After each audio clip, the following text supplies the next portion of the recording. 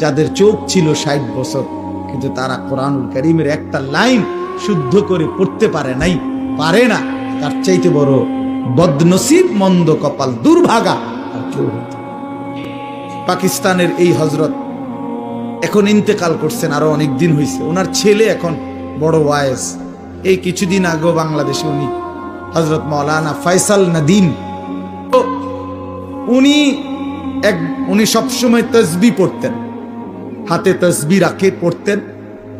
তো উনি একদিন বয়ানের মধ্যে বলছেন, তো ওইখানকার এক মুসলিম যুবক ওনাকে জিজ্ঞাসা করছে যে হযরত, আপনি যে হাতে তসবিহ ব্যবহার করেন এটা কি?